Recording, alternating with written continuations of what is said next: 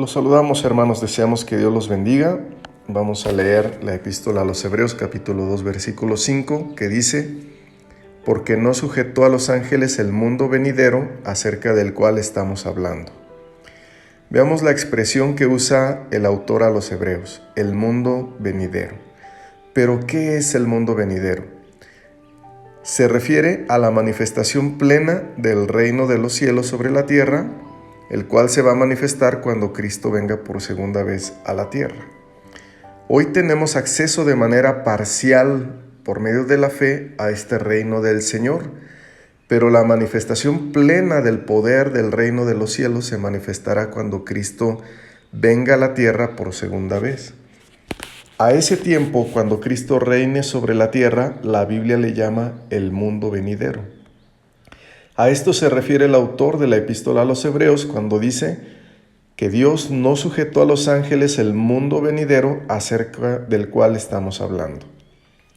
Vemos entonces que la Biblia hace una distinción entre el mundo actual y el mundo venidero, entre el tiempo presente y el que ha de venir. El tiempo presente es muy diferente al mundo venidero. Por ejemplo, hoy tenemos la predicación del Evangelio del Reino. Esa predicación es eficaz y poderosa para la salvación, para la edificación. Pero no tenemos el poder del reino en su plenitud, sino que seguimos los creyentes rodeados de debilidad. La Biblia dice que en el tiempo presente no se ha manifestado lo que hemos de ser, pero cuando Cristo se manifieste, es decir, cuando venga por segunda vez, esto es, en el mundo venidero, nosotros seremos manifestados con Él en gloria. Esto lo dijo el apóstol Juan en su primera epístola, capítulo 3, versículo 2, cuando dijo: amados, ahora somos hijos de Dios. Aquí habla de la realidad espiritual del tiempo presente de los creyentes. Pero luego dice: y aún no se ha manifestado lo que hemos de ser. Pero sabemos que cuando Él se manifieste seremos semejantes a Él, porque le veremos tal como Él es. Así que los creyentes somos hijos de Dios, pero en lo exterior no se ha manifestado todo el poder de esa realidad. En el tiempo actual estamos como escondidos en cuerpos débiles, en cuerpos que se cansan, que se enferman, que batallan contra el pecado, que están sujetos a pasiones. Sobre esto escribió el apóstol Pablo a los Colosenses, capítulo 3, versículos 3 y 4, cuando dijo: porque habéis muerto y vuestra vida está escondida con Cristo en Dios. Cuando Cristo vuestra vida se manifieste, entonces vosotros también seréis manifestados con Él en gloria. ¿Cuándo será esto? Esta manifestación gloriosa será en el mundo venidero. Así que hoy la iglesia parece débil, o mejor dicho, está como vestida de debilidad, de imperfección. Pero por la fe, la iglesia espera ser redimida de su condición actual para su manifestación plena en el poder de Cristo. Nosotros estamos en el tiempo presente por medio del nacimiento. Gracias a que nacimos, estamos hoy en el tiempo presente.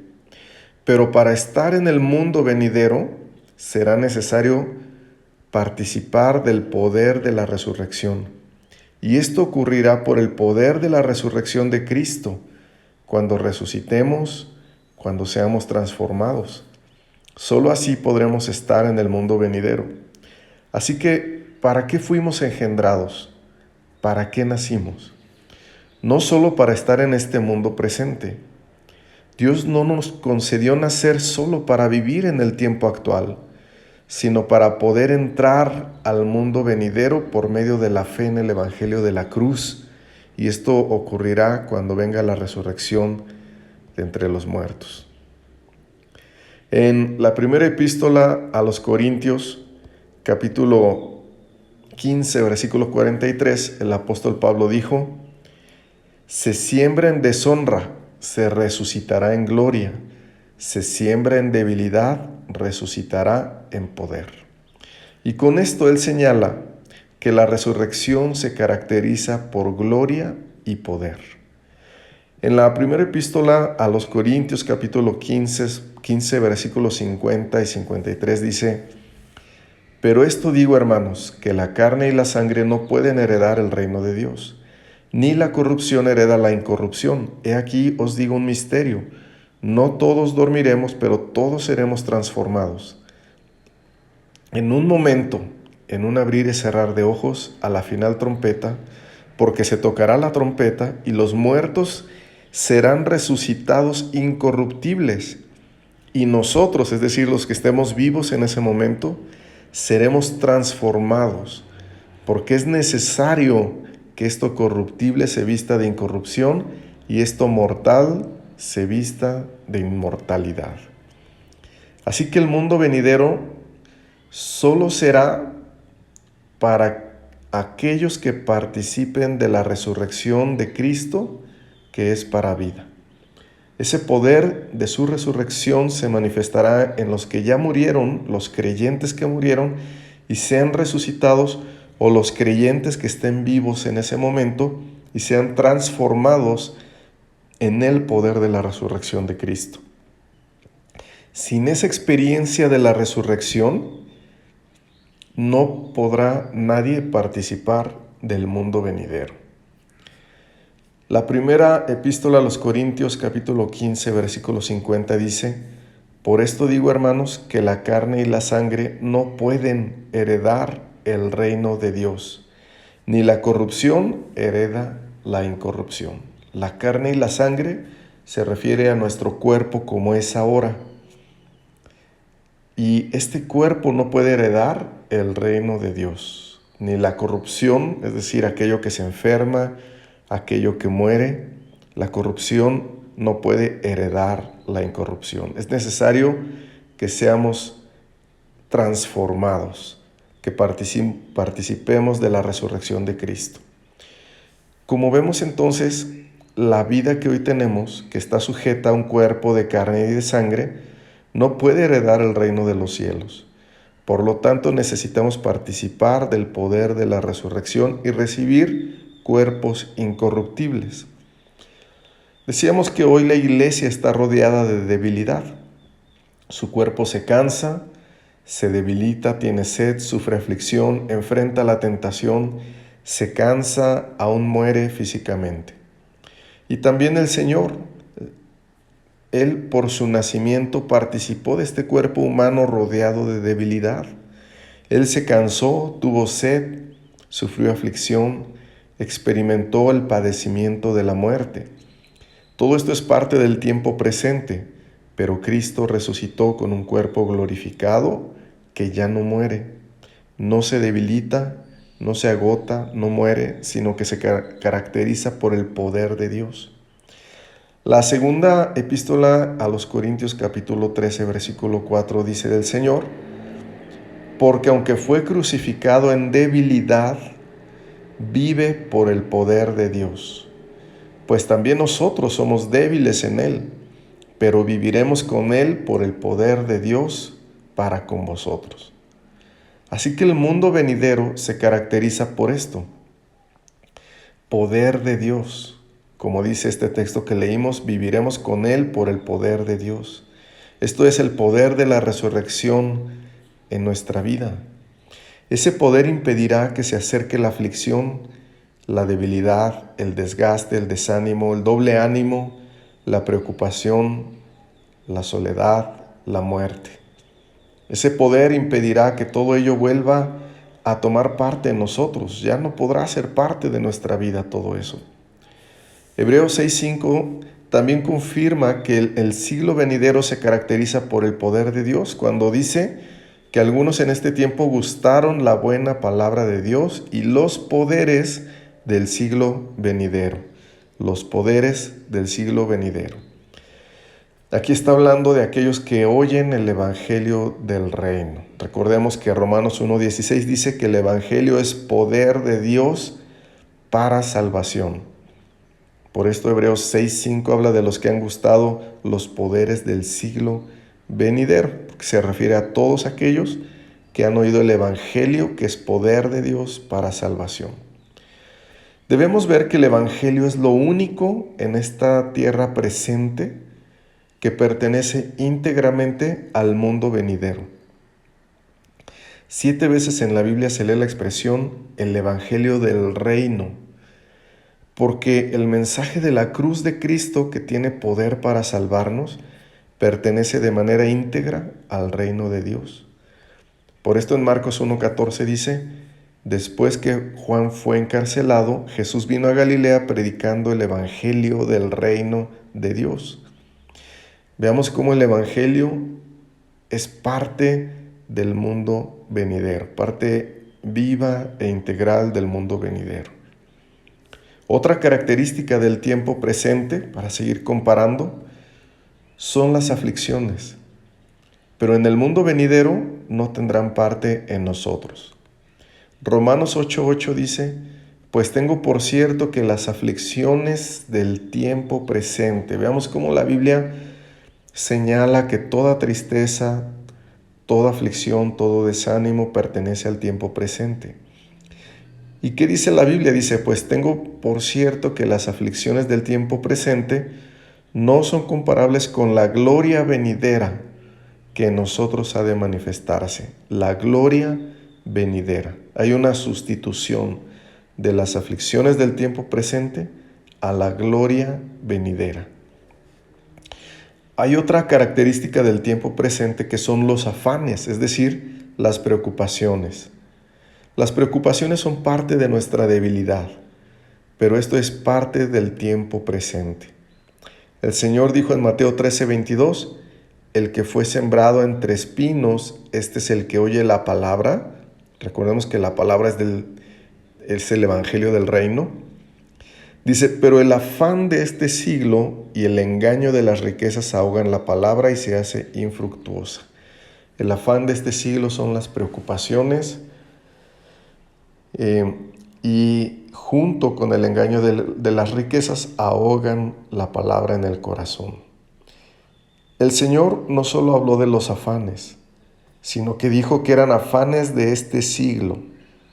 Hoy padecemos preocupaciones, ansiedad, angustia. Muchas veces tenemos que enfrentarnos a problemas, pero cuando venga el mundo venidero, esos afanes no estarán más en nosotros, porque por el poder de Dios no podrán acercarse a nosotros. Otra característica del tiempo presente, ahora en el tema social, es el matrimonio. El Señor dijo: entonces respondiendo Jesús les dijo: los hijos de este siglo se casan y se dan en casamiento, mas los que fueren tenidos por dignos de alcanzar aquel siglo y la resurrección de entre los muertos, ni se casan. Fíjense, los que sean tenidos por dignos de alcanzar aquel siglo, es decir, el mundo venidero, y la resurrección de entre los muertos, ni se casan ni se dan en casamiento, porque no pueden más morir, pues son iguales a los ángeles y son hijos de Dios al ser hijos de la resurrección. Así que en la resurrección, en el mundo venidero, tendremos otra estructura social. Ya no será más en la forma como hoy vivimos, con matrimonios. Como el Señor dijo, tampoco moriremos. Será imposible morir gracias al poder de la resurrección que estará continuamente en nosotros. Otra característica del tiempo presente que es diferente al mundo venidero tiene que ver con el ambiente espiritual. En este siglo, en la era presente, se le ha permitido al enemigo y a los ángeles que cayeron ejercer su operación en el mundo.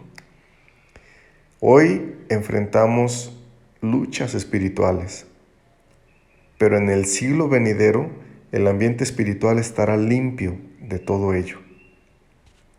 Hay lugares que son pesados espiritualmente, por todo lo que ahí se hace y se permite. Pero todo este tipo de situaciones pertenecen al mundo presente. Efesios 6:2 dice: porque no tenemos lucha contra sangre y carne, sino contra principados y contra potestades, contra los gobernadores de las tinieblas de este siglo, contra huestes espirituales de maldad en las regiones celestes. Pero cuando venga el reino del Señor en plenitud, Satanás será atado. No habrá más opresión, No habrá más influencia espiritual del enemigo de Dios sobre el mundo. No habrá más engaños ni toda esa operación espiritual que hoy se vive. Será un mundo limpio espiritualmente. Al enemigo solo se le permitirá ser suelto al final del milenio, en la última batalla, para que el justo juicio de Dios se manifieste sobre el reino espiritual y sobre toda la creación. En aquel día que se conoce como el juicio del gran trono blanco. Hay otro aspecto que es muy diferente en el tiempo presente y en el mundo venidero. Quizás a veces podemos pensar que Dios no nos contesta. Podemos preguntarnos, ¿por qué prosperan los impíos? ¿Por qué ellos se llenan de bienes? Parece que no les sucede nada, aunque hagan cosas injustas. Y esto nos da la impresión o nos puede dar la impresión de que las justicias y las misericordias de Dios no se manifiestan ahora. Aún en Malaquías 3:15 dice, decimos pues ahora, bienaventurados son los soberbios y los que hacen impiedad, no solo son prosperados, sino que tentaron a Dios y escaparon. Aquí el escritor de este texto en Malaquías dice que los soberbios, los que hacen impiedad, tentaron a Dios, fueron prosperados y escaparon de los juicios. Esto es parte de la realidad presente. Parece que los justos no son del todo recompensados. Por esto muchos extienden su mano a la iniquidad para recibir y disfrutar los bienes temporales del pecado, aunque sea de manera injusta. Pero en el mundo venidero, el Señor mostrará a los suyos, a los creyentes, todas las riquezas de su gracia. Efesios 2, 4 al 7 dice, pero Dios, que es rico en misericordia, por su gran amor con que nos amó, aun estando nosotros muertos en pecados, nos dio vida juntamente con Cristo, por gracia sois salvos, y juntamente con Él nos resucitó, y asimismo nos hizo sentar en los lugares celestiales con Cristo Jesús. Y luego dice, ¿para qué? Para mostrar en los siglos venideros las abundantes riquezas de su gracia, en su bondad para con nosotros en Cristo Jesús. Aunque hoy no veamos todas las riquezas de la gloria del Señor para nosotros, Él ciertamente mostrará en los siglos venideros sus riquezas, su gracia y su bondad para con nosotros. Así que debemos recordar, ¿para qué murió Cristo?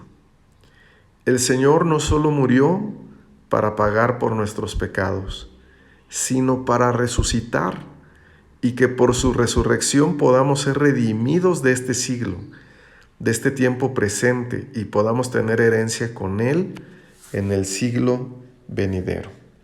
Gálatas 1:4 dice, el cual, Cristo, se dio a sí mismo por nuestros pecados, para librarnos del presente siglo malo, conforme a la voluntad de nuestro Dios y Padre.